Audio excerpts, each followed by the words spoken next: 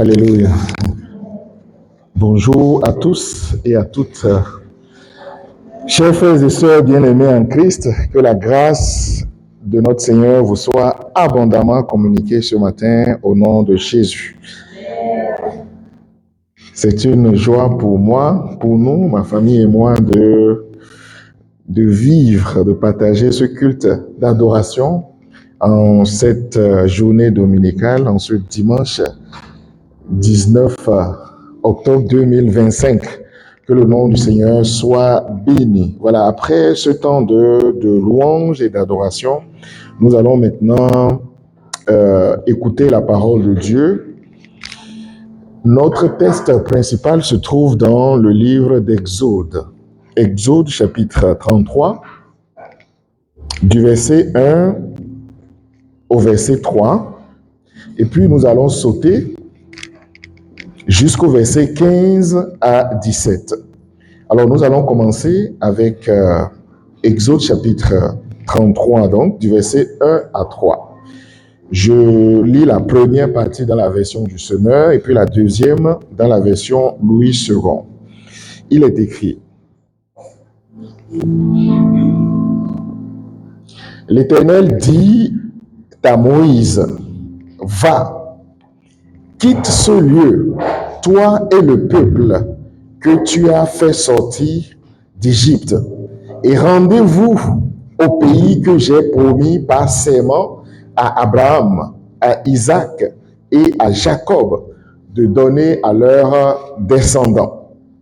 J'enverrai un ange devant toi et je chasserai les Cananéens, les Amoréens, les Hittites, les Phéréziens, les Héviens et les Yébousiens. Verset 3. Il vous conduira, c'est-à-dire l'ange, il vous conduira vers un pays ruisselant de lait et de miel. Pour moi, je n'irai pas au milieu de vous, car vous êtes un peuple rebelle, et je pourrai vous exterminer pendant le voyage. Intéressant, n'est-ce pas, cette conversation de Dieu avec Moïse. Nous sautons jusqu'au verset 15. Du verset 15 au verset 17, vous pouvez lire ce qui est entre ces deux portions par la suite. Il est écrit: Moïse lui dit, si tu ne marches pas toi-même avec nous, ne nous fais point partir d'ici. Comment sera-t-il donc certain que j'ai trouvé grâce à Dieu, moi et ton peuple? Ne sera-ce pas quand tu marcheras avec nous et quand nous serons distingués, moi et ton peuple, de tous les peuples qui sont sur la surface de la terre? Verset 17. L'Éternel dit à Moïse, je ferai ce que tu me demandes, car tu as trouvé grâce à mes yeux et je te connais par ton nom. Que le Seigneur bénisse sa parole. Père excellent, Père de grâce, béni sois-tu pour le privilège que tu nous donnes encore ce matin d'être réunis en tant qu'Église pour te célébrer, pour te servir, pour t'honorer, pour t'adorer, pour t'élever, parce que tu en es digne. Merci aussi pour la grâce que tu nous accordes de recevoir de toi la parole de ce jour. Nous voulons te prier afin qu'au nom de Jésus, nos cœurs soient disposés maintenant à l'écoute de ta parole. Seigneur, toi-même, par ton Esprit Saint, révèle-toi à nous. Communique-nous les pensées, les paroles, les sagesses dont nous avons besoin. Non seulement pour cette journée, pour cette semaine, pour ce mois, mais pour le restant de notre vie ici-bas. Saint-Esprit de Dieu, je me soumets à ton autorité. Je me soumets à ta puissance. Je me soumets à tes directives, afin que toute parole qui sortira de ma bouche ce matin soit sanctifiée au nom de Jésus-Christ. Et que cette parole fasse du bien à chacun de nous. Béni sois-tu, ô Esprit de grâce, Esprit de vie, parce que tu nous la communiques. Par Jésus-Christ, notre Seigneur et Sauveur, nous prions ainsi. Amen. Alléluia. J'ai intitulé la prédication de ce matin « La révélation de Dieu, source de provision et de direction ». Nous comprenons donc que nous sommes dans la thématique de ce mois. La révélation de Dieu, source de provision et de direction. Alors, le texte que nous avons lu, effectivement, nous met au cœur de ce sujet.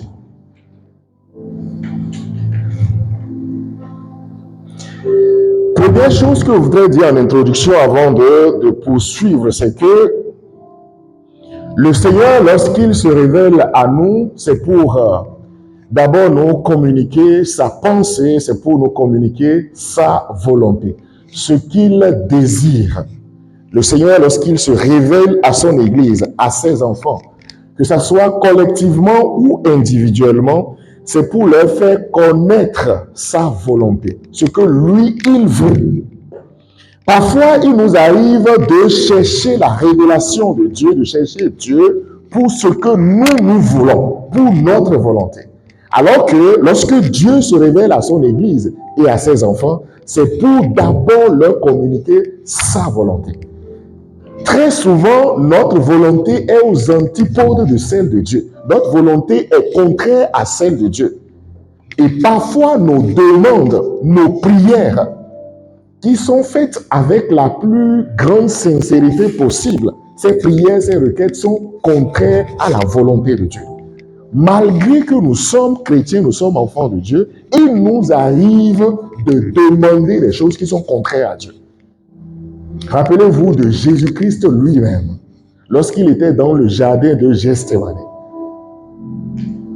Quelques jours plus tôt, lui-même pouvait dire à ses disciples, allons à Jérusalem. Il savait qu'arrivé dans cette ville, il allait être crucifié. Il allait aller à la croix pour le salut de l'humanité. Mais lorsqu'il était à Gethsémani, rappelez-vous, des séquences de prières chaudes, n'est-ce pas? Qu'est-ce qu'il demandait à Dieu?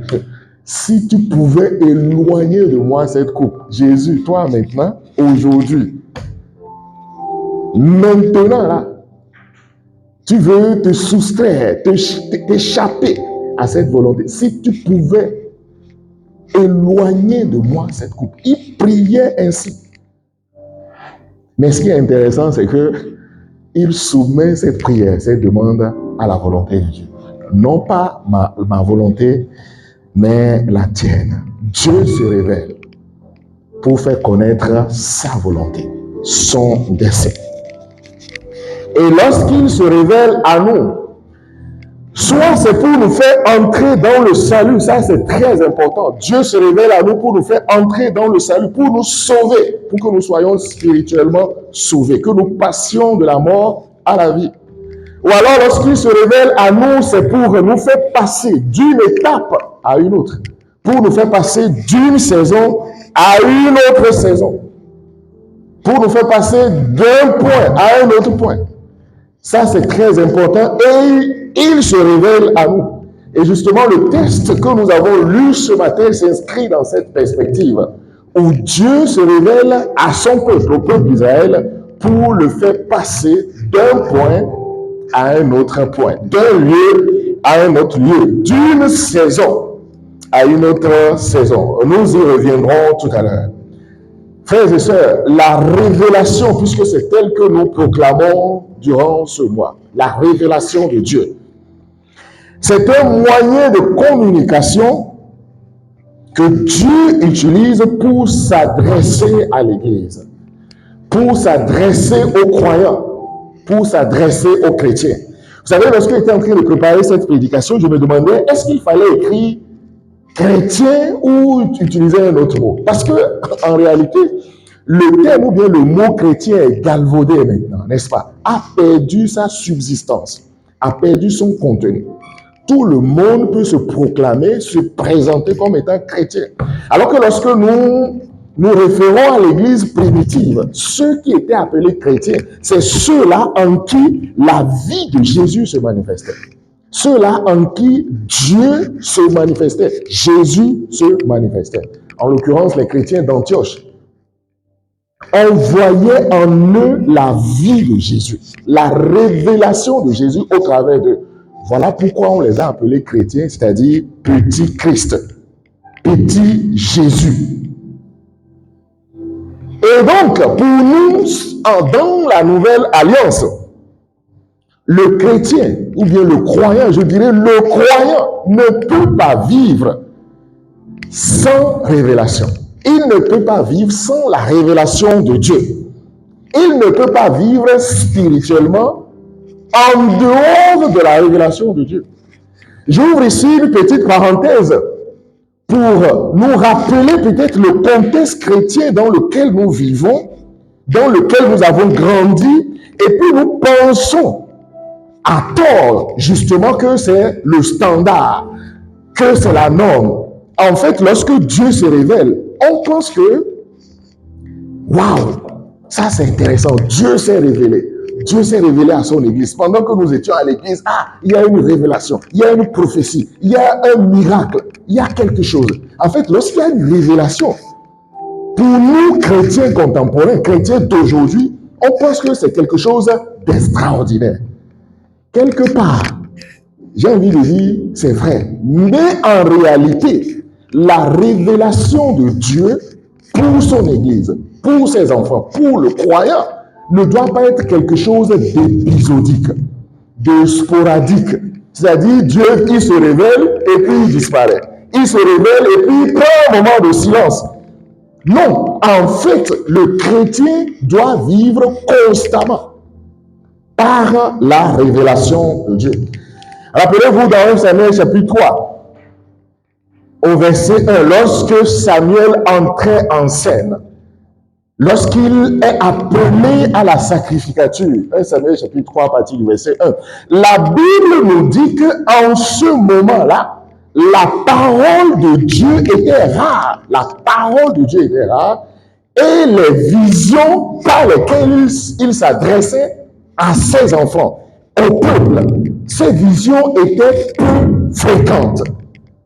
Vous imaginez un peuple dont la parole de Dieu, déjà, dans Deutéronome, Dieu pouvait dire à son peuple que l'homme ne vivra pas seulement du pain, n'est-ce pas, mais de toute parole qui sort de la bouche de Dieu.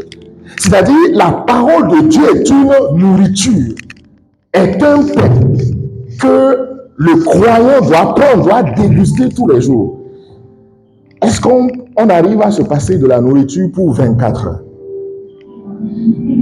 La plupart de nous, peut-être avant de venir ici ce matin, on a essayé de remplir un peu nos pensées, n'est-ce pas? On s'est rechargé physiquement. C'est normal en fait, de se nourrir, de manger, c'est normal. À l'état naturel, à l'état physique, il en est de même sur le plan spirituel. Le chrétien ne peut pas se passer de cela. Et dans 1 Samuel chapitre 3 ici, Dieu dit dans sa parole qu'en ce moment-là, la parole était rare. Avec quoi le peuple se nourrissait-il? La parole qui est le pain quotidien. Et la vision, les visions qui étaient peu fréquentes. Vision ici, c'est la direction, d'où le thème de ma prédication. Dieu nourrissait, Dieu se révélait par sa parole. Il se révélait par la vision, c'est-à-dire la direction qu'il donne à son peuple, à ses enfants et à son église. Cette révélation, donc, est un moyen par lequel le peuple est nourri, mais aussi le peuple est dirigé. Et c'est souvent dans le contexte de 1 Samuel chapitre 3 que j'ai indiqué ici. Qu'est-ce qui a fait que la parole de Dieu était rare? C'est à cause de la vie des enfants de Élie, le souverain sacrificateur, à cause de ce que faisaient ces enfants dans le sanctuaire. Ils se comportaient de la manière la plus abominable. Et leur père Élie n'arrivait pas, enfin, Dieu le lui a reproché d'ailleurs, à recadrer ses enfants. Samuel avait il avait un cœur, Élie, leur père, pardon, avait un cœur pur. Mais les enfants de ce sacrificateur vieillissant, leurs enfants se comportent, ces enfants se comportèrent mal dans le temple de Dieu. Et lorsque le peuple désobéit, rappelez-vous, ces enfants pouvaient prendre les offrandes, les sacrifices que le peuple amenait. Ils prenaient ça, ils mangeaient ça. C'est comme si les responsables de l'église aujourd'hui volent l'argent de l'église. Vous imaginez? En fait, c'est ce que faisait. Pourquoi ça vous fait rire là, hein? On a de bons responsables ici. Dites-moi un bon amen, hein? Les responsables de tutoir ne volent pas l'argent de l'église. C'est signé, n'est-ce pas, hein? Les enfants de Élie dans le temple, c'est ce qu'ils faisaient. Ils volaient les offrandes du peuple que le peuple amenait dans l'église, dans le sanctuaire. Et ça mettait Dieu en colère. Il dit, ok, c'est suffisant pour que la parole de Dieu se fasse rare et que la vision soit très peu fréquente. C'est pourquoi Dieu, dans ce contexte, va susciter Samuel. Bien aimé dans le Seigneur, le péché, la désobéissance, ça fait fermer la bouche de Dieu. Ça fait fermer la bouche de Dieu. Dieu ne se révèle plus lorsque ses enfants vivent dans le péché. Et en fait, on s'est tellement contenté de la rareté de la parole de Dieu, de la fréquence très peu des visions, c'est-à-dire des directives, que lorsqu'il y a une révélation, lorsqu'il y a une manifestation, lorsqu'il y a quelque chose d'extraordinaire, waouh, on est dans l'expectative, ou bien on est dans l'extase, waouh, Dieu s'est manifesté. Le chrétien a beaucoup perdu aujourd'hui. C'est pourquoi je disais, est-ce qu'il faut dire chrétien ou bien croyant? Au moins croyant, c'est croyant, quoi. J'espère que chrétien, c'est chrétien également. Dans le texte que nous avons lu ce matin, celui de Exode chapitre 33, lorsque le peuple d'Israël est sorti du pays d'Égypte, quand ils ont été affranchis de l'esclavage, ils ont marché pendant à peu près 3 mois. Et après 3 mois de marche, ils arrivent au mont de Sinaï. Et ils vont rester là pendant un certain temps. Ils vont rester à Sinaï pendant à peu près 3 mois. Et durant ce temps, Dieu va se révéler, Dieu va se manifester au peuple. Et en particulier, il va se révéler à Moïse. Et ce qui est extraordinaire, vous savez, pendant cette durée de 3 mois à peu près, Moïse faisait la navette entre le sommet de la montagne où Dieu le rencontrait et la vallée où le peuple était campé. Il faisait la navette, il a fait la navette 4 ou 5 fois. Et la dernière fois qu'il a fait la navette où il a reçu les 10 commandements, et cette dernière navette a duré 40 jours où Dieu lui a parlé pour lui communiquer les 10 commandements entre autres. Et durant ces 40 jours, le peuple a vu que, en fait, Moïse, là, il a été court-circuité par la présence de Dieu au sommet de la montagne. Là. Il est mort, ce monsieur-là. Il est parti déjà. 40 jours ont suffi pour que le peuple ici remette en cause la présence de Dieu depuis, vous imaginez, la libération. Dieu a commencé un projet dans leur vie, c'est de les faire sortir du pays d'Égypte et de les amener à Canaan. Mais ils ont pensé, au bout de 3 mois à peu près de marche, ils ont cru que non, ça Dieu, ils ont fini avec Dieu. Ou que Dieu a fini avec eux. Voilà pourquoi ils demandent à Aaron, fabrique-nous un veau, on a besoin d'un Dieu, quoi. En fait, on a besoin de quelqu'un pour adorer. Puisque Dieu, là, il est parti avec Moïse. On a besoin de quelqu'un d'autre. Fabrique-nous un veau d'or. Sous la pression, donc, Aaron cède à leur caprice. Et il leur fabrique un veau en or. 40 jours plus tard. Vous savez, Moïse était monté avec son lieutenant Josué. Quand il redescendait, il dit, waouh, mais c'est quoi ce bruit-là que nous entendons dans la vallée? Un bruit comme un bruit de guerre. C'est un bruit de révolte. Quand Moïse descend, il s'aperçoit que le peuple était en train de vautrer dans l'idolâtrie. Dans l'idolâtrie. Vous vous rappelez, Moïse balance sur eux les tables de l'alliance, de la loi, en signe de colère contre son peuple, contre ce peuple. La partie qu'on a sautée dans Exode 33, la Bible dit que non, si je dois continuer avec vous, je vais vous détruire parce que vous êtes un peuple au cou raide, comme ça là. Vous êtes un peuple au cou raide, quoi. Non, la normalité, ton cou est flexible, quoi. Ça te permet d'aller dans... Elle dit, tu es malléable. Mais ce peuple-là a le cou raide. Voilà pourquoi Dieu, dans le passage que nous avons lu ce matin, dit, ok, puisque vous venez de désobéir, ce n'est pas la première fois. Ils sont sortis du pays d'Égypte, ils arrivent à la mer Rouge. Ils disent, oh, on va mourir ici, Pharaon est derrière, la mer Rouge est devant. On va mourir, ils ont commencé par... Ils viennent juste de sortir. Dieu les a délivrés, vous imaginez, 400 ans d'esclavage. Arrivés à la mer Rouge, là, déjà, ils ont commencé par crier.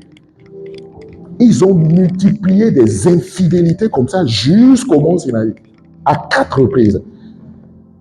Et cette idolâtrie en était de trop pour Dieu. Dieu dit, cette fois-ci, je vais me retirer. Parce que quand ils ont quitté, ils ont traversé la mer Rouge. Dieu les accompagnait la nuit par une colonne de feu et le jour par une colonne de nuée. Dieu était au-dessus du peuple. Sa présence était permanente. Et Dieu dit maintenant, après cet épisode d'idolâtrie, je vais me soustraire, je me retire. Voici, je vous confie à la direction d'un ange qui va vous amener à Canaan. L'Éternel dit donc à Moïse, puisque le temps, quand Dieu sonne, quand il attire l'attention de Moïse ici pour dire, le moment est venu pour partir. L'épisode du mont Sinaï, c'est fini, c'est terminé. Allez-y. Et Dieu dit donc, au verset 1 de notre texte, va, quitte ce lieu, toi et le peuple que tu as fait sortir d'Égypte, et rendez-vous au pays que j'ai promis par serment à Abraham, à Isaac et à Jacob. Et au verset 2, ce qui est intéressant, Dieu dit, j'enverrai un ange devant toi. Dieu parle à Moïse ainsi. Allez-y vers ce pays-là que j'ai promis à vos pères. Et Dieu les confie à qui? À la charge, à la responsabilité d'un ange. En fait, lorsque Dieu dit cette parole, le peuple va rester encore 9 mois. Je vais y revenir tout à l'heure. Pourquoi Dieu dit, partez, mais cette fois-ci, c'est mon ange qui va vous accompagner. Quand Moïse entend ça, il dit non, ça c'est une manière d'être dégradé, rétrogradé spirituellement. Verset 15, le texte que nous avons lu. Si tu ne marches pas toi-même avec nous, ne nous fais point partir d'ici. C'est toi-même que nous voulons. Mais en fait, Moïse ici, il a la garantie, il a l'assurance que il y a au moins l'ange de Dieu qui va les accompagner, n'est-ce pas? Mais si tu as l'assurance, la garantie de la présence de l'ange de Dieu, mais c'est déjà intéressant. Dieu dit que son ange va les conduire, va les précéder et va anéantir tous les ennemis qui vont se présenter devant eux. Si c'est moi, je dis ok, alhamdoulilah. Ça, c'est déjà quelque chose de très bien. Mais Moïse exige la présence de Dieu. Non, ange, non. Pourquoi Moïse ne veut pas la présence de l'ange? Il veut Dieu lui-même. Les anges n'ont-ils pas fait des choses remarquables dans les Écritures, n'est-ce pas? Les anges n'ont-ils pas, au nom de Dieu, agi puissamment, efficacement? Dans Daniel 6, au verset 22, il dit, mon Dieu a envoyé son ange et a fermé la gueule des lions. Vous vous rappelez de cet épisode, lorsqu'il a été jeté dans la fosse aux lions. Lui-même, il confesse en disant que mon Dieu a envoyé son ange. Rappelez-vous aussi du Seigneur Jésus-Christ lui-même lors de sa résurrection.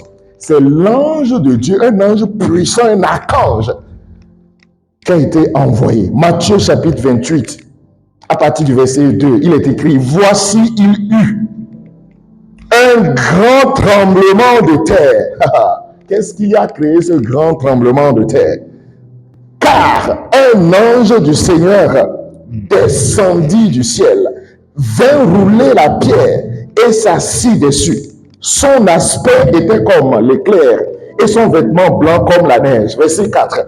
Les gardes tremblaient de peur et devinrent comme morts. Vous imaginez ça, c'est l'ange. Ce n'est même pas Dieu, hein? C'est l'ange qui est venu avec toute la puissance du ciel. Et qu'est-ce que sa présence provoque? Tremblement de terre. La grosse pierre qui était à l'entrée de la tombe de Jésus, roulée. Vous imaginez de gaillards soldats, je ne sais pas combien de taille, combien de mètres ils avaient. La parole de Dieu nous dit qu'ils étaient raidement de peur à cause de la présence de l'ange de Dieu. Mais c'est intéressant, n'est-ce pas? Moïse dit qu'il ne veut pas ça.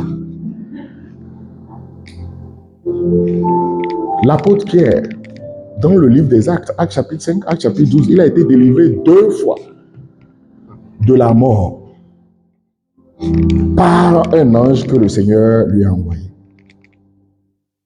Et ce qui est remarquable, c'est que Moïse lui-même qui dit qu'il n'a pas besoin de l'ange de Dieu. La première fois que Dieu se manifeste, que Dieu se révèle à lui, c'est un ange qu'il a envoyé. En temps, Moïse a grandi. Entre la première fois que Dieu se manifeste à lui, c'est dans Exode chapitre 3, et dans Exode 33 ici, notre Moïse a grandi. La première fois que Dieu se manifeste à lui, dans Exode chapitre 3, la parole de Dieu nous dit, Moïse faisait paître le troupeau de Jéthro. Il vint à la montagne de Dieu à Horeb. Verset 2. L'ange de l'Éternel lui apparut. L'ange de l'Éternel lui apparut dans une flamme de feu au milieu du buisson. Vous connaissez la suite. Moïse, la première expérience avec le Seigneur, c'était par l'entremise de son ange. Bien-aimé dans le Seigneur, Moïse en tant que leader éclairé, fort de l'expérience qu'il a vécue avec le Seigneur, la présence réelle de Dieu lui-même et la présence de son ange, il établit une différence entre la présence de Dieu, ce qui est possible avec la présence de Dieu lui-même qui est là, et la présence de son ange. Moïse le comprend. Moïse comprend aussi que durant le trajet, en fait, ils ne seront pas seuls, n'est-ce pas? L'ange va les accompagner. Moïse a compris ça. Mais Moïse comprend que non, entre l'ange de Dieu qui nous accompagne et Dieu lui-même qui est avec nous, qui nous accompagne, c'est pas tout à fait la même chose. Ce n'est pas tout à fait la même chose. Voilà pourquoi ce dernier, Moïse, il réclame donc la présence du Créateur, Dieu lui-même, plutôt que la présence de la créature, l'ange. Et la différence, c'est que Dieu, lorsqu'il est présent, lorsqu'il est avec le peuple peut communier directement avec lui. Le peuple peut avoir une communion avec son Créateur, avec son Dieu. Le peuple peut interagir avec Dieu. Le peuple surtout peut adorer le Seigneur, son Dieu. Moïse comprend que cette dimension va leur manquer durant le trajet, durant la route. C'est-à-dire la communion avec le Seigneur, l'adoration qu'on doit à Dieu, qui est quelque chose de fondamental. Moïse comprend en effet que Lorsque Dieu l'a appelé pour lui dire, va vers Pharaon, dis-lui de laisser aller mon peuple. Ce que Dieu lui a dit, laisse-le partir. Ça, c'est la mission ou bien la commission dont il était porteur. Va dire à Pharaon de laisser aller mon peuple afin qu'il me serve, afin qu'il m'adore. En fait, le peuple a été libéré, a été affranchi pour accomplir sa vocation d'adoration de Dieu. Voilà pourquoi Jésus-Christ pouvait dire à la femme samaritaine que l'heure vient, n'est-elle pas venue, où les vrais adorateurs, ils adoreront Dieu, le Seigneur, en esprit et en vérité. Parce que ce sont là les adorateurs que Dieu lui-même cherche. Dieu cherche non seulement des adorateurs, mais de vrais adorateurs. Il faut souligner ça, quoi. De vrais adorateurs. Moïse comprend que cette dimension va leur manquer. Bien aimé dans le Seigneur, très souvent, nous chrétiens, on se contente du minimum. Le minimum syndical. J'ai déjà la présence de l'ange, c'est bon. Puisque l'ange, il est investi de la mission. Moïse, il est très intelligent. Oh, je prie que tu sois un chrétien aussi éveillé. Un chrétien intelligent, un chrétien sage, quoi. Tu pourras adresser à Dieu des requêtes en connaissance de cause, quoi. L'ange devait, sa mission était de leur garantir la sûreté et la sécurité en chemin. Pour le commun des mortels, pour nous-mêmes chrétiens, ça c'est déjà bien. Moïse dit non, ça c'est un minimum, je veux plus. Voici un chrétien ambitieux. C'est Dieu lui-même que je veux. La sécurité, le confort personnel. N'est-ce pas en fait, lorsque nous invoquons Dieu, lorsque nous crions à Dieu ce qu'on cherche, lorsqu'on prie, lorsqu'on devient intercesseur, n'est-ce pas parce que il y a une demande, il y a une requête, une attente forte au fond de notre cœur à laquelle nous soupirons. Il y a un projet qui t'attend. Tu veux aller en Espagne, tu veux aller en Europe, tu veux aller aux États-Unis, tu veux te marier, tu veux un travail, et que sais-je encore, on devient bon chrétien. On est un bon chrétien à ce moment-là. Dieu, il devient bon. Il mérite d'être loué. Il mérite en ce moment-là d'être célébré.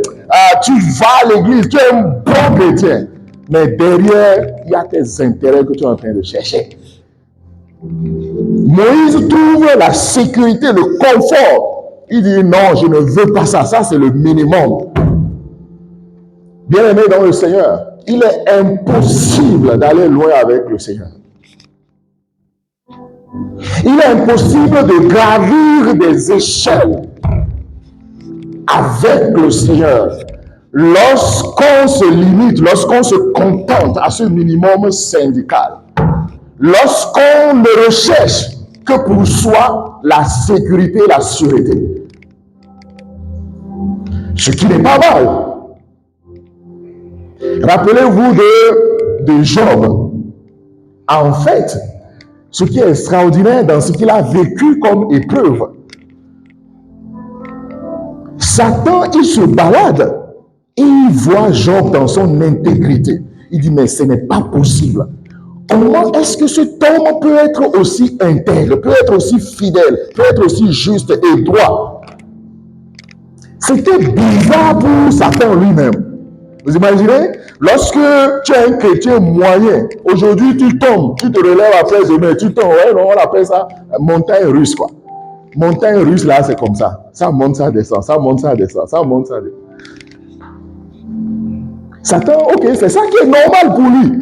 Mais il voit que Job est constant dans sa foi. Il dit, mais ça, c'est bizarre, ça. Les autres, là, ils ne sont pas comme ça. Mais en fait, sa foi, là, sa constance, sa fidélité, son intégrité, c'est à cause de quoi? Pourquoi il respecte aussi Dieu comme ça? Parce que c'est bizarre pour lui. Et c'est là qu'il va comprendre, par la suite, au travers de l'épreuve que Job a subie, que, en fait, ce dernier n'était pas accroché à ses richesses, ni à tout ce qui l'environnait. Depuis quelques semaines, je médite dans le livre de Job. C'est extraordinaire ce que j'ai appris ces dernières semaines par rapport à ça. Et en fait, ce que mon esprit a capté pendant ces moments de méditation, c'est que Job est touché premièrement dans son âme. Parce que Satan croyait que le fondement de sa spiritualité, de son intégrité, était en fait dans les choses où l'âme cherche les choses que l'âme cherche à accrocher, quoi. Voilà pourquoi dans la première tentation, la vague d'épreuves, la première qui est arrivée, qui a foudroyé Job, vous voyez, non, ses enfants, ses serviteurs, ses biens.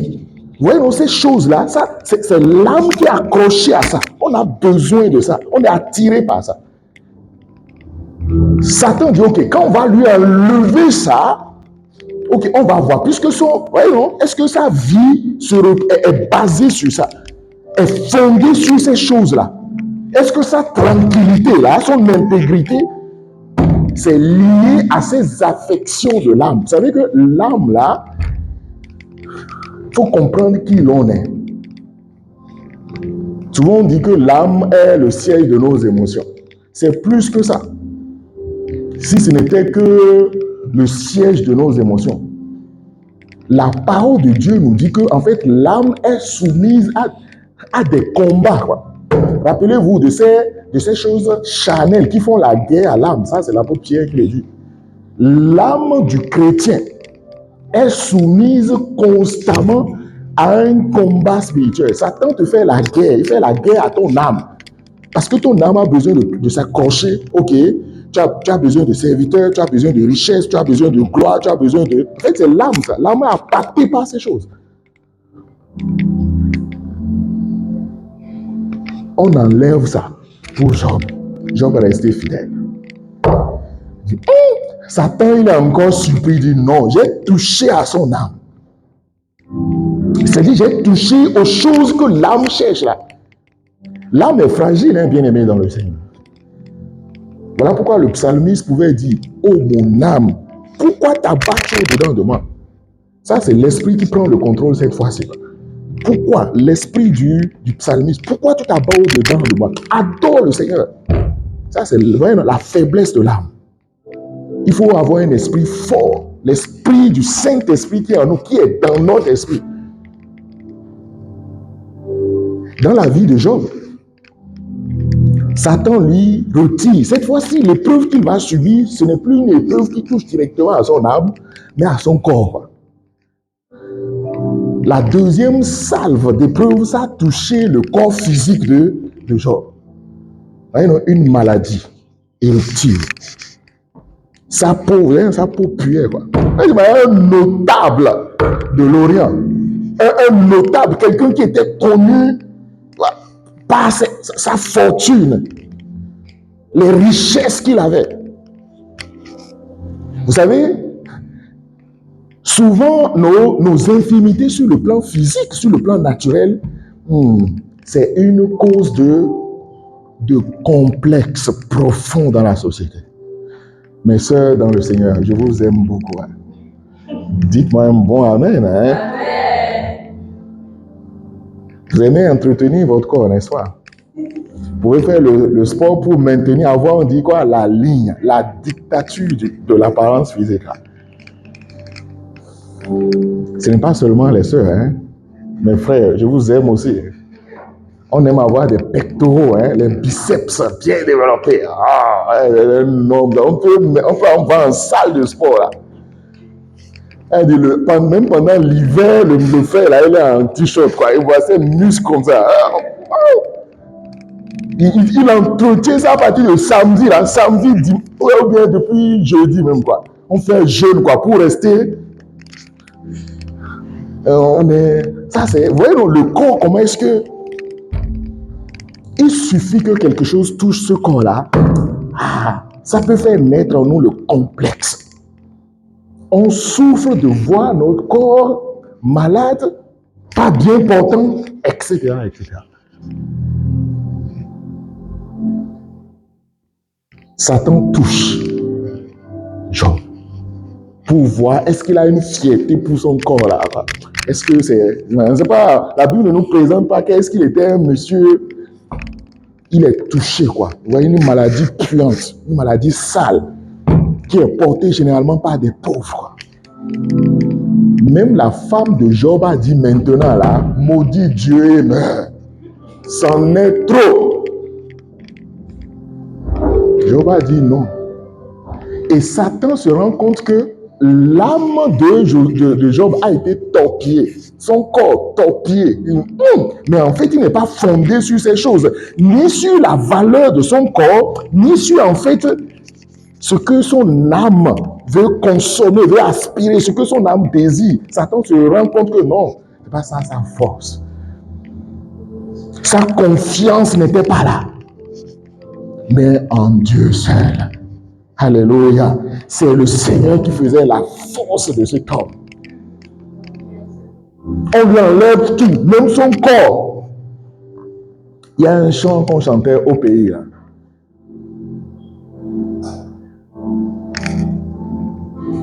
Je le loue avec ma voix. N'est-ce pas? Je le loue avec ma voix. S'il me manque la voix, il faut faire attention, hein? Quand tu chantes, je vais t'expliquer ce chant-là. Je le loue avec ma voix, n'est-ce pas? S'il me manque la voix, si tu es sûr, c'est ce que tu dis. La voix peut te manquer. Mais toi, tu dis que tu vas te le louer avec tes mains. Donc ça veut, après ça, c'est quoi? S'il me manque les mains, donc ça veut dire qu'il peut te manquer les mains. Donc, il faut bien réfléchir, quoi. Il peut te manquer des mains. Est-ce que s'il arrive que les mains te manquent, tu vas le louer? Je vais le louer avec les pieds, n'est-ce pas? Il peut arriver que tu manques et la voix, et les mains, et les pieds. Tu vas le louer avec quoi? Ça, c'est très intéressant, ça. Tu as compris ça comme ça? Que tu peux perdre des choses.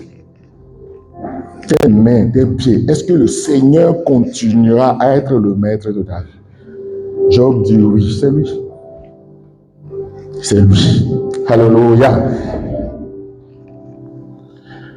Frères et sœurs, ainsi, pour revenir à notre test du jour, comme Moïse a aspiré, désiré profondément cette présence de Dieu lui-même, nous aussi, nous devrions désirer cette présence permanente de Dieu. Ce que j'ai remarqué dans les Écritures, surtout par rapport à la vie des patriarches, c'est qu'ils ont voulu, ils ont cherché à avoir Dieu avec eux, toujours, pas de manière sporadique, pas de manière épisodique, mais de manière permanente. Et avoir Dieu avec soi, ça, c'est pour quoi faire. C'est ça qu'il faut comprendre aussi. Et lorsque Dieu se révèle, Ésaïe, lorsque Dieu s'est révélé à lui, il a commencé par adorer Dieu. Voilà pourquoi souvent, les conducteurs de culte, Ésaïe 6, pendant le temps ou bien la phase d'adoration, on cite souvent Ésaïe 6. Parce que lorsque Dieu se révèle ici à Ésaïe, il lui montre son état, après il tombe dans l'adoration. Et en fait, lorsque Dieu se révèle à l'Église, aux chrétiens, aux croyants, l'attitude normale, c'est l'adoration. L'adoration devient donc normale. La réponse de l'homme, de l'Église, du chrétien, du croyant à la révélation de Dieu, c'est l'adoration. L'adoration. Parce que l'âme vivante du chrétien, du croyant, est manifestée lorsqu'elle adore le Seigneur, cette âme-là. Mais en fait, le chrétien qui n'adore pas Dieu, ça veut dire que spirituellement, il est mort. Mais en fait, nous, comment est-ce que nous adorons Dieu? Ta vie d'adoration, comment est-ce que toi-même tu peux la décrire? N'est-ce pas souvent à l'église, pendant ces quelques minutes, que nous adorons Dieu? Est-ce que toujours, chaque jour, tu adores Dieu? Ou bien l'adoration est rare dans ta vie? Si l'adoration est rare, ça veut dire que la révélation de Dieu est devenue rare, n'est-ce pas? Tu n'as plus de vision, tu n'as plus de parole. L'adoration, c'est l'expression, le témoignage du chrétien qui vit spirituellement. Voilà pourquoi Satan s'attaque à la vie d'adoration des croyants, des chrétiens. Rappelez-vous de son ultime demande, sa dernière demande à Jésus-Christ, dans Matthieu 4 et dans Luc 4, la tentation. La dernière demande. Premièrement, il avait demandé quoi? À Jésus de transformer la pierre en pain, n'est-ce pas? Deuxièmement, il lui dit, si les fils de Dieu de se jeter, les anges vont venir le repêcher. Et enfin, la troisième tentation. Je dis enfin parce que c'est Jésus qui a mis coup, qui a mis fin à ça. La dernière tentation, il a demandé à Jésus l'adoration. C'est dans Matthieu 4, ici, à partir du verset 8. Le diable le transporta encore, parce qu'il y a eu d'autres événements. Le diable le transporta encore sur une montagne très élevée, lui montra tous les royaumes du monde et leur gloire. Vous imaginez? Les royaumes du monde. Le mois passé, on a parlé de la gloire, n'est-ce pas? La gloire passée, la gloire présente et la gloire à venir. Le monde aussi a de gloire. Et Satan montre ses gloires à Jésus. Et lui dit donc, je te donnerai toutes ces choses si tu te prosternes et m'adores. Si tu te prosternes et m'adores. Voilà la condition que Satan fixe pour donner sa gloire. Donc quand Satan donne sa gloire à une personne, ça veut dire quoi? Que cette personne a déjà adoré Satan, n'est-ce pas? On dit souvent en bon français, il a vendu son âme, n'est-ce pas? Quand Jésus a entendu ça, quoi, s'il était violent là, quoi, il allait le massacrer physiquement. Verset 10, Jésus lui dit, retire-toi, Satan, car il est écrit, tu adoreras le Seigneur ton Dieu et tu le serviras lui seul. Vous voyez, non, ça t'a touché quelque chose de... C'est incroyable, quoi. Ça, on ne doit pas toucher à ça. Voilà pourquoi Jésus, même, avant de dire, retire-toi. C'en est assez. Je t'ai déjà tout écouté. Retire-toi. Il y a certaines choses là, ça doit te mettre en état d'alerte, de colère, j'ai envie de dire. La sainte colère. Oui. Il y a des choses pour lesquelles là, tu dois te fâcher, quoi. Parce que ça met en péril tout simplement ta vie, quoi. Ta relation avec le Seigneur. Voilà pourquoi Jésus, il a été véhément, il a été radical dans sa réponse. Retire-toi de moi. Il en est de même pour nous, bien-aimés dans le Seigneur. C'est-à-dire tout ce qui peut venir faire obstruction à notre vie d'adoration. Cette adoration que Moïse recherchait, voulait maintenir, conserver, on doit faire face, lutter, combattre contre, ou bien combattre les ennemis de notre vie d'adoration. Combattre les ennemis de notre vie d'adoration. Quels sont ces ennemis? Qu'est-ce qui fait en sorte que tu n'adores pas Dieu lorsque tu es chez toi à la maison? C'est facile quand on est à l'église, d'adorer Dieu. Parfois, malheureusement, On a délégué l'adoration au groupe musical. Les chantres, n'est-ce pas? On a délégué l'adoration aux chantres. Les dimanches, lorsqu'on vient à l'église, ok, les chantres vont adorer pour nous. Nous vivons ça inconsciemment. La preuve est que parfois on est là, si on regarde, n'est-ce pas? Vous, les chantres là, vous regardez ceux qui regardent, non, n'est-ce pas? Vous les voyez. Vous pouvez les nommer, non? Ceux pendant le temps de louange et d'adoration qui sont là en train de regarder. Oh, celle-ci, elle est... Même si j'ai mes yeux ouverts, demandez à mon épouse, quoi. Elle me dit, ah, telle personne, elle a porté telle... Je dis non. Parfois, il y a des gens, je vous dis, attendez, ok, telle soeur était là, quoi, à l'église ce matin. Il dit, ah bon, oui, elle a chanté au groupe musical, je vous assure tout. Elle était au groupe musical, je n'ai pas vu. Je peux être en train de regarder là, mon esprit n'est pas là. Parfois, il y a des gens qui sont là, j'ai déjà vu plusieurs reprises. Vous savez, quand vous êtes devant là, vous voyez des gens qui sont sur WhatsApp, en train de regarder le fil d'actualité. Quelle honte, quoi. Quelle honte. Dans l'église même, quoi. Tu es sur Facebook, tu es sur tes statuts. Tu envoies des messages, comment on appelle ça, profil ou bien, comment on appelle ça, statut en direct. La honte, quoi. C'est pourquoi je me dis, est-ce que chrétien, là, ça nous convient, quoi. Quelle honte, quoi. Il y a le temps additionnel, prolongation et séance de tir au but, hein. Il faut prendre ça dans le temps, quoi. N'est-ce pas? Non. La délégation de la vie d'adoration, non. Toi-même, tu dois adorer ton Dieu. Oh. Il faut qu'on enseigne c'est quoi la vie d'adoration. Et les bénéfices d'une vie d'adoration. C'est pourquoi Moïse dit non, on ne veut pas question d'ange.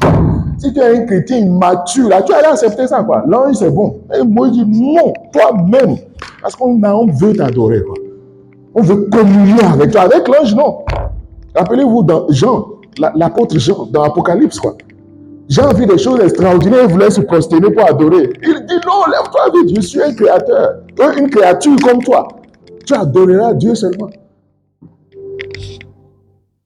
Moïse a compris que ça, c'est important pour eux.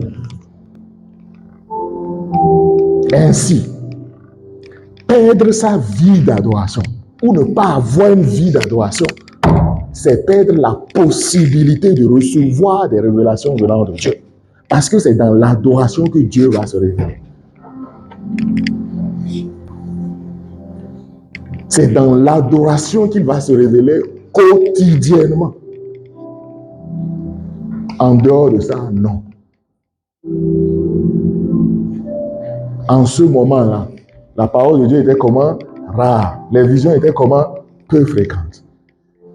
Parce que le peuple n'avait plus de communion avec le Seigneur.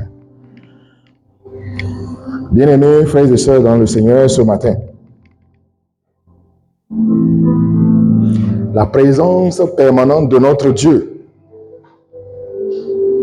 elle est non seulement la source d'adoration, mais aussi la source de révélation. Voilà pourquoi nous comprenons donc l'insistance de Moïse. Ne nous laisse pas partir d'ici si tu ne nous accompagnes pas. Et puisque Moïse a fait cette demande à Dieu, Dieu accepte. Il dit d'accord, je vais vous accompagner, n'est-ce pas? Dieu dit qu'il a trouvé grâce à ses yeux. Alors que le peuple s'est levé, Dieu lui a dit au verset 1, chapitre 33, levez-vous et partez. Rendez-vous à Canaan. Mon ange va vous précéder. Rendez-vous. Et donc on se retrouve à Canaan. Mais sur le chemin, je ne serai pas avec vous physiquement. C'est mon ange qui va vous accompagner. Quand Moïse a négocié, il dit Seigneur, c'est toi. Le peuple va rester encore à Sinaï pendant 9 mois de plus. Qu'est-ce qu'ils vont faire pendant ces 9 mois à Sinaï? Ça va les amener à construire le tabernacle. C'est-à-dire un lieu où Dieu va habiter de manière permanente. Parce que Moïse a demandé à Dieu, c'est toi que nous voulons. Nous voulons ta présence au milieu de nous, toi-même. Et Dieu dit, oui. Et c'est alors que le peuple va construire le tabernacle. Le lieu où Dieu va vivre physiquement, entre guillemets. Le lieu, la résidence, la demeure de Dieu, qui sera le signe de sa présence permanente. Un Dieu qui va être adoré et il va se révéler, se manifester constamment. Ils vont construire le tabernacle. Et vous savez, durant toute la traversée, quand ils ont construit le tabernacle est aussi grand que cette maison-là, ou plus grande que ça. Si vous lisez dans Exode, Dieu communique les dimensions du tabernacle. Et il consacre des gens pour la construction de ce tabernacle-là, avec des orientations claires. Et le tabernacle, cette construction, elle était portée, vous imaginez, pour avoir la présence de Dieu. Comment c'était difficile pour ce peuple-là. Ils ont construit, vous imaginez, une habitation, une maison, un tabernacle comme ça. À l'intérieur, il y avait les lois, il y avait un certain nombre de choses. Ils devaient porter ça, vous imaginez. Pour que Dieu soit, vous imaginez le prix de la présence de Dieu. Le prix de la présence de Dieu. Porter ça. Vous imaginez, nous on est bien, n'est-ce pas, dans la nouvelle alliance. La grâce de Dieu. Parce que dès que tu reçois Christ, il vient tabernacler en toi. Et l'idée du tabernacle qui était porté, vous imaginez, des Lévites, les gens de la famille d'Aaron, qui portaient le tabernacle, qui se déplaçaient, c'est-à-dire Dieu avec nous. Ouais, Emmanuel là, c'est pas toi, hein? C'est vrai, Emmanuel, vous imaginez, c'est depuis Exode là-bas. Dieu avec nous. Dieu qui vient tabernacler, qui vient habiter. Et dans la nouvelle alliance, c'est nous, quoi. On porte Dieu. C'est-à-dire, tu deviens le tabernacle à l'intérieur duquel Dieu est. Et lorsque Dieu est quelque part, est-ce que sa présence se fait discrète? Non. Puisque Dieu, il est là. Elle est en train de me mettre la pression. Hein. Je veux finir. La présence de Dieu, elle est toujours manifeste. Si Dieu, soit il est là ou bien il n'est pas là. Dieu, il est là ou il n'est pas là. S'il est là, il est tellement puissant que non. Dieu ne peut pas être là. On ne le saura pas, quoi. Pas possible. Quand vous avez des petits-enfants à la maison, là, vous savez qu'il est là. Il va bousculer tout. Ça tombe par ici. Il est là. Dieu avec sa puissance. Comment ça? Dans Matthieu 28 que j'ai cité tout à l'heure, il y a un ange qui est descendu, tremblement de terre, les gens tombaient, les militaires tombaient. La présence d'un ange, quoi. Dieu, il est là ou il n'est pas là. Mais en fait, vous savez, on s'est tellement contenté du minimum. Je me demande, dans 100 ans là, on aura quel genre de chrétiens sur la terre? Dans 200 ans, Jésus revient. Maranatha. On va en finir, n'est-ce pas? Est-ce que quand il va revenir, tu verras la foi sur la terre? La foi est en train de disparaître. Des gens avaient Dieu avec eux tous les jours. Nous, on se contente juste de quelques trucs flash comme ça. Et on est content. Tu dois te révolter. Et chaque année, ça descend. On perd.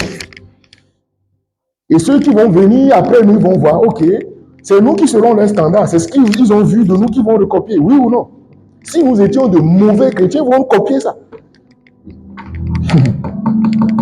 2 Timothée 2:2. Ce que tu as entendu de moi, confie-le, transmets-le à des gens fidèles qui sont en mesure de le transmettre aussi à d'autres par fidélité. C'est-à-dire, si on a été infidèle, on va transmettre notre infidélité aux générations qui vont suivre.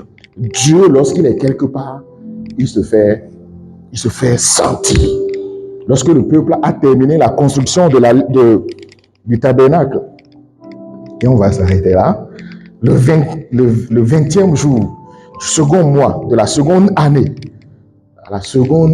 après leur départ, du pays d'Égypte. La Bible nous dit, la nuée se leva au-dessus du tabernacle du témoignage. Et les enfants d'Israël partirent du désert du Sinaï, selon l'ordre fixé pour leur marche. Puisque Dieu, il est là, c'est lui qui donne l'ordre sur comment tu dois marcher. Vous voyez, non? Le bénéfice d'avoir cette révélation, c'est que Dieu, il est là, il se révèle. Tu l'adores, il te donne même l'ordre, comment tu marches. Et la présence de Dieu en nous, c'est la garantie de fixer comment on va marcher.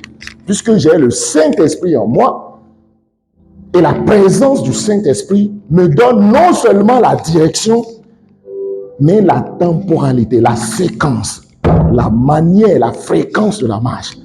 Quand il faut s'arrêter, puisqu'il est là, il me dit, arrête-toi. La révélation de Dieu, source de nourriture, source de providence, mais aussi source de direction. Merci Jésus. On va baisser nos têtes et rendre grâce à Dieu.